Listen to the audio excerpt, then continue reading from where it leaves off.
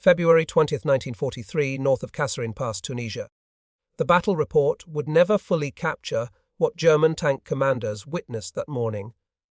A demonstration of coordination that defied everything Wehrmacht doctrine declared possible. Through the dust and smoke of the North African battlefield, 5 American Sherman tanks, separated by broken terrain with no line of sight between them, converged on German positions with timing that seemed supernatural. No flags waved between the vehicles. No flares asked through the desert air.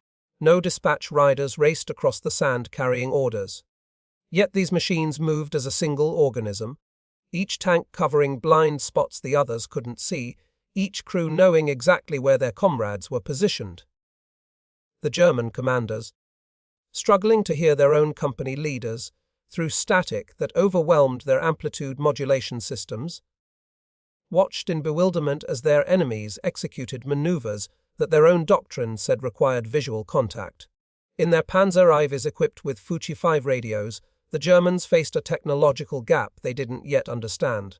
Their 10-watt transmitters, state-of-the-art by 1930s standards, couldn't penetrate more than a few hundred meters when tanks were moving. Most German tanks carried only receivers, unable to report what they saw or call for help. The Americans were operating with technology the Germans didn't know existed. Frequency modulation radios in every single tank, crystal-controlled precision, 25 watts of transmission power, and clarity that cut through engine noise and battlefield chaos like a knife through paper. 8,000 miles from Detroit's assembly lines, the most decisive technological advantage of World War II was revealing itself, not in armor thickness or gun caliber, but in the invisible electromagnetic waves that connected every American tank crew in ways the Wehrmacht never imagined possible. The transformation had begun on July 22, 1941, when the United States Army standardized the Signal Corps radio sets SCR-508, SCR-528, and SCR-538 for all MIDI. While German forces were advancing through the Soviet Union using tactics that depended on radio communication between command vehicles, American engineers at the Galvin Manufacturing Company, later known as Motorola, were perfecting frequency modulation technology that would render German systems obsolete. The engineering team included Daniel E. Noble, who conceived the application of FM technology in military vehicles, and Henryk Magnuski, the principal RF engineer who solved the technical challenges of installing sophisticated electronics in the harsh environment of a tank. Their creation weighed 181 pounds and transformed every Sherman tank into a node in the world's first battlefield network. The BC-604 transmitter generated 25 watts of power, 2.5 times the German FuG5's output. Operating in the 20 to 27.9 Mhz frequency range, it provided 10 preset channels with crystal-controlled stability. The dual BC-6 and 3 receivers in the SCR-508 allowed commanders to monitor multiple frequencies simultaneously, a capability that would prove decisive in combat. The real revolution lay in frequency modulation itself. Edwin Armstrong's FM technology, licensed to the military, eliminated the static and interference that plagued amplitude modulation systems. While German tank radios picked up every electrical discharge as noise, American FM radios delivered clear voice communication even during artillery barrages. November 8, 1942. Operation Torch brought American armor to North Africa. The 2nd Armored Division's tanks landed near Safi and Fedala with SCR-508 radios that would soon demonstrate their superiority over German communications. The Afrika Korps, despite being the Wehrmacht's most experienced armored force, operated under severe communication limitations. A standard German tank platoon of 5 vehicles included only 1 or 2 with full FuG5 transceivers capable of both transmitting and receiving. The remaining tanks carried FuG2 receivers only. They could hear orders but couldn't respond or report enemy positions. German tank platoons functioned through rigid hierarchy. The platoon leader transmitted orders that subordinate tanks acknowledged through actions rather than words.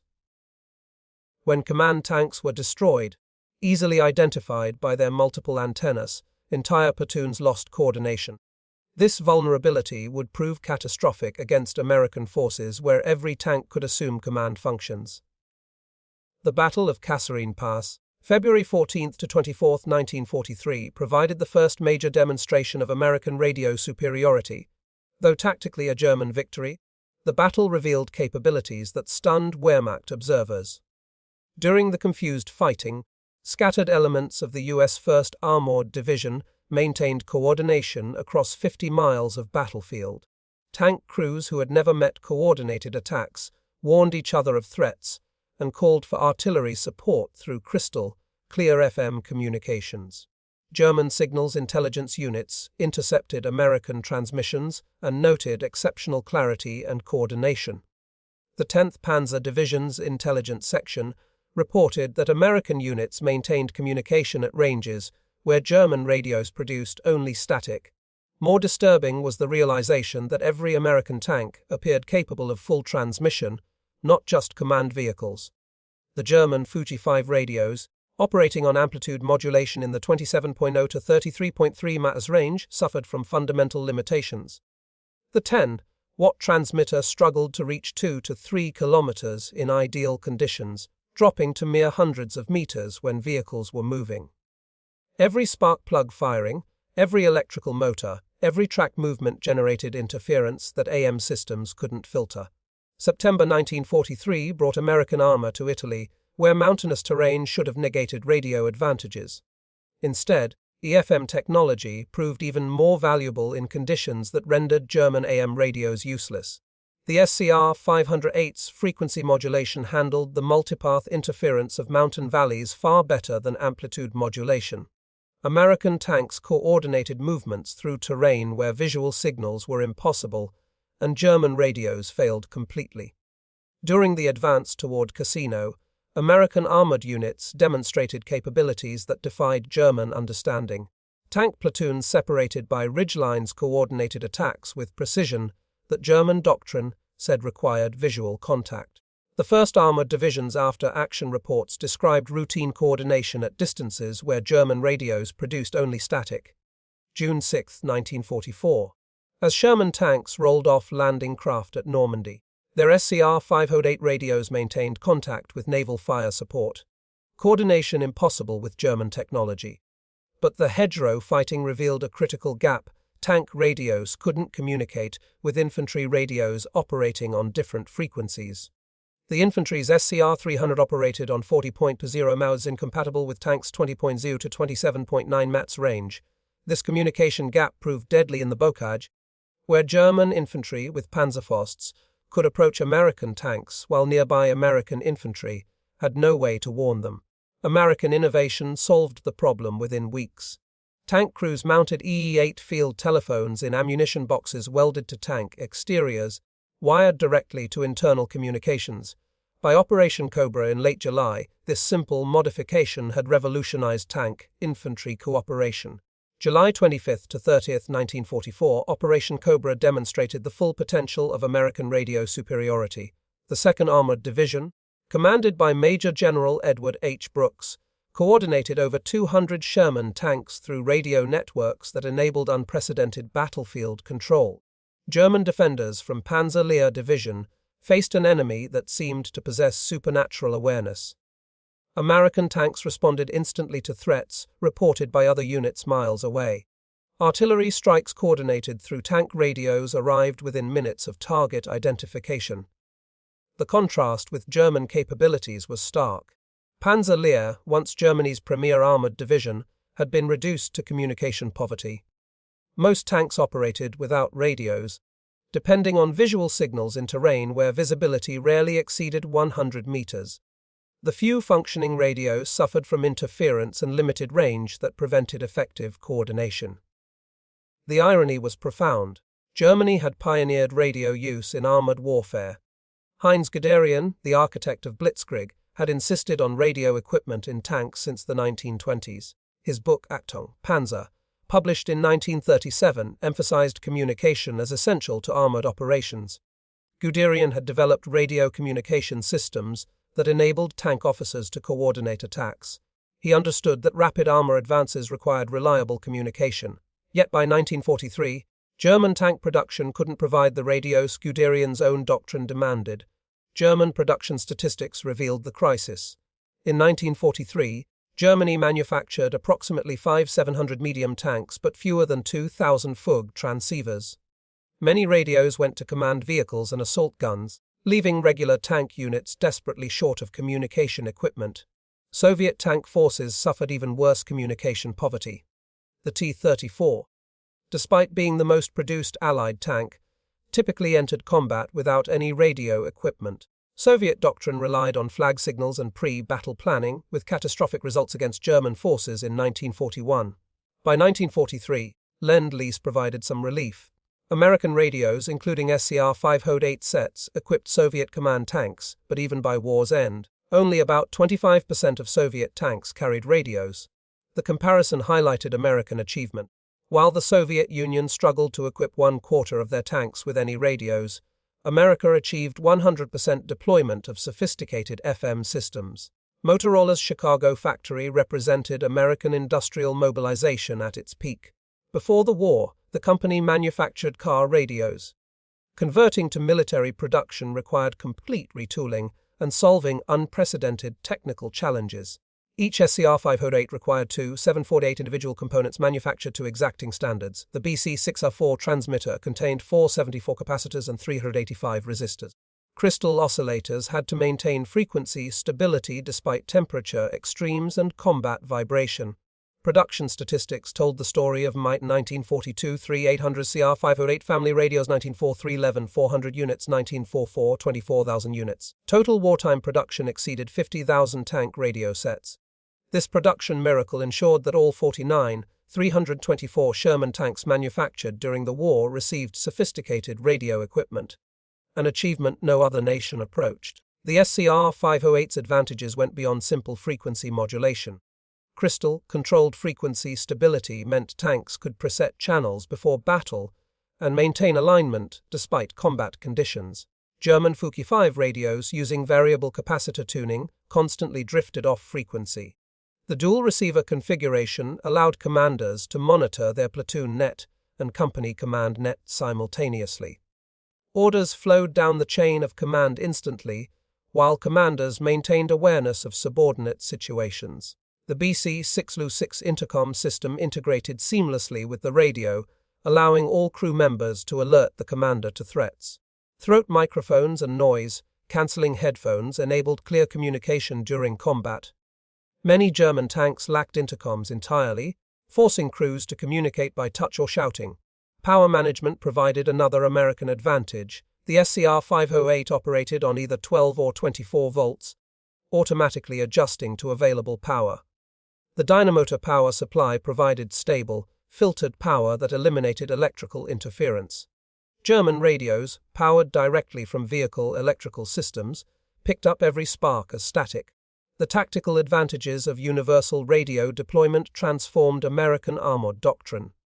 The combat command structure, flexible task forces organized for specific missions, depended entirely on reliable communications. American commanders could create ad hoc battle groups from different units, confident they could coordinate through compatible radios. This flexibility baffled German commanders accustomed to rigid organizational structures, necessitated by limited communications. During the Battle of Arcourt in September 1944, the 4th Armored Division faced multiple German panzer brigades equipped with superior Panther tanks. The Germans had every advantage in armor and firepower, but American radio coordination proved decisive. Every Sherman could report enemy positions instantly. Tank destroyers received targeting information from tanks they couldn't see. Artillery observers in Sherman command tanks called in devastating barrages within minutes. Over 3 weeks, the 4th Armored destroyed 281 German armored vehicles while losing only 41 Shermans, a 7-1 kill ratio that defied technical specifications. Throughout the war, German intelligence failed to grasp the significance of American communication superiority. Combat reports mentioned American coordination, but attributed it to training rather than technology.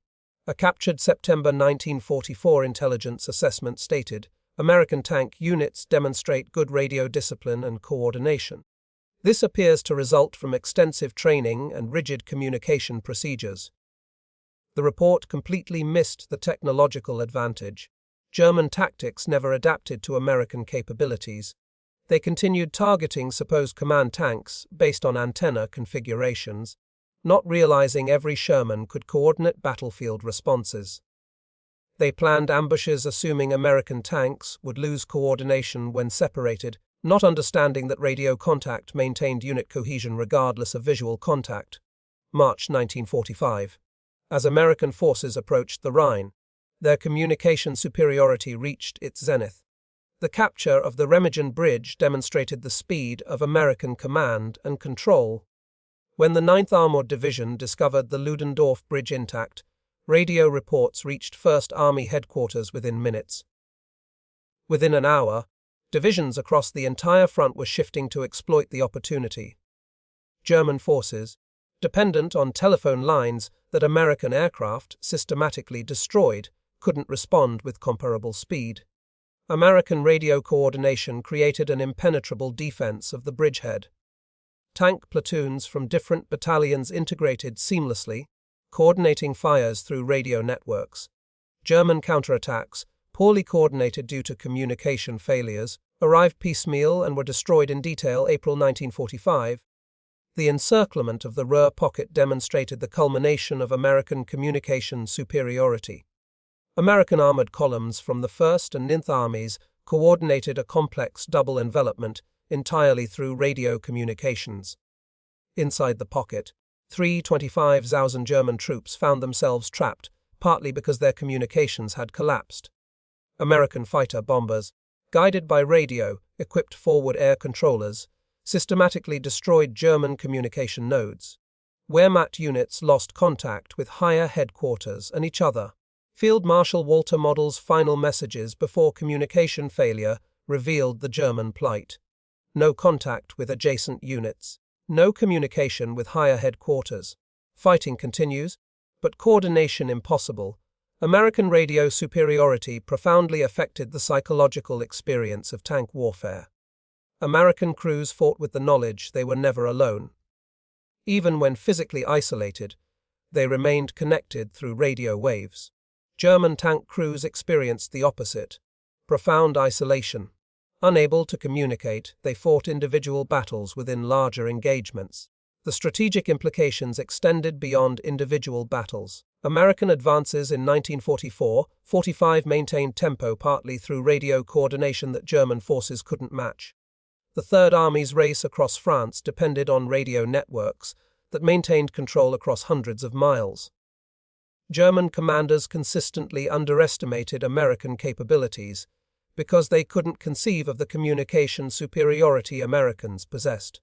Heinz Guderian, in his role as Inspector General of Armored Troops, recognized the problem but couldn't solve it. In a December 1944 memorandum, he acknowledged that American coordination negated German advantages in tank quality. After Germany's surrender, American technical intelligence teams evaluated German equipment. Their findings confirmed what combat experience suggested.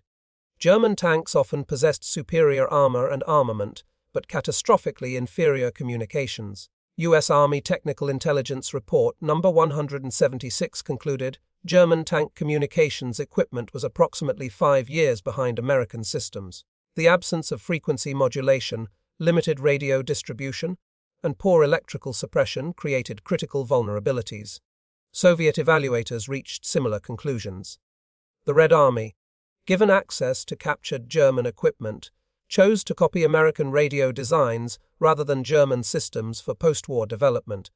Production and deployment statistics reveal the magnitude of American achievement.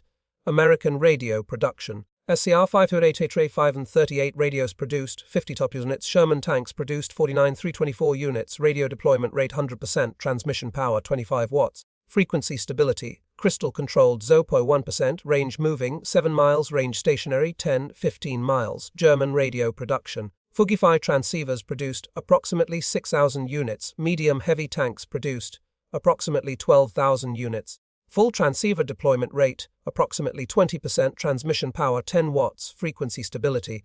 Variable I 1%. Range moving 0.51 mile. Range stationary 2-3 miles. Communication effectiveness. Average time for American fire mission 3-5 minutes. Average time for German fire mission. 15-30 minutes. American tanks achieving coordination. 100% German tanks with full communication. 20%. The radio superiority of Sherman tanks established principles that govern armored warfare today. Modern main battle tanks carry communication suites that trace their lineage directly to the SCR-500 digital rather than analog, but fundamentally based on universal deployment and reliable coordination. The German Bundeswehr, rebuilt in the 1950s, prioritized communications based on World War II lessons. Every Leopard tank manufactured has carried comprehensive radio systems. A Bundeswehr training manual explicitly states, "The defeat of superior German tanks by inferior American vehicles with superior radios teaches that information dominance outweighs platform superiority." Modern conflicts validate this lesson. In the 1999 war, coalition forces with superior communications destroyed Iraqi forces equipped with individually superior Soviet-designed tanks but inferior radios. In 2003, American forces again demonstrated that network-centric warfare defeats platform-centric warfare. The story of American Sherman tank radio superiority represents a victory in the electromagnetic spectrum that proved more decisive than advantages in armor or firepower. German tank crews fought their war partially blind to this revolution, discovering too late that every Sherman tank was not just a fighting vehicle, but a node in history's first battlefield network. The SCR-508 radio transformed the M4 Sherman from an adequate medium tank into a component of a weapons system that included every other American tank on the battlefield. This transformation proved more decisive than any improvement in armor or firepower could have achieved. Every Sherman tank carried the tools of victory, not just in its 75 mm gun or sloped armor, but in the 181 pounds of radio equipment that connected its crew to every other American tank crew. This connection created a collective intelligence that no individual German tank, regardless of superiority in armor or firepower, could match. German forces discovered this reality through bitter experience. At Kasserine Pass in Tunisia's desert, in Italy's mountains, across France's hedgerows, and in Germany's final battles, American tanks demonstrated coordination that German doctrine said was impossible without visual contact. The Wehrmacht never developed an effective counter because they never fully understood the technological gap. Field Marshal Wilhelm Keitel's reported comment at Germany's surrender: "We knew how to build better tanks, but you knew how to make them work together," captured a fundamental truth, whether accurately quoted or apocryphal. America had built not just 49 324 Sherman tanks, but 49 324 nodes in the world's first armored battlefield network. The revolution in military affairs that historians identify with modern network-centric warfare actually began in 1942, when the first Sherman tank with an SCR-508 radio entered combat. From that moment, warfare changed forever. The side with superior communications would defeat the side with superior weapons. The network would defeat the platform, and the connected would overcome the isolated. This transformation occurred largely invisible to German forces. They saw American tactical superiority, but didn't recognize its technological foundation until far too late. By the time German commanders understood that every Sherman tank possessed communication capabilities that most German tanks lacked, the war was effectively decided. The German military's failure to recognize and adapt to American communication superiority stands as one of World War II's great intelligence failures. Despite countless battlefield encounters demonstrating American coordination advantages, German leadership never prioritized solving their critical communication weakness. They continued building superior tanks that fought as isolated individuals, while American forces built adequate tanks that fought as coordinated teams. In the end, the electromagnetic waves carried by SCR-508 radios proved more powerful than the armor-piercing rounds fired by German 8-inch guns. The ability to coordinate, to share information instantly, to fight as a unified force rather than as individual vehicles. This invisible advantage determined victory more surely than any visible superiority in armor or armament. The Sherman tank's radio superiority changed warfare forever, establishing the principle that in modern combat, Connection equals survival and isolation equals defeat. German troops discovered this reality on battlefields across 3 continents, learning too late that the Americans possessed not just numerical superiority, but technological superiority in the dimension that mattered most: the ability to fight as one.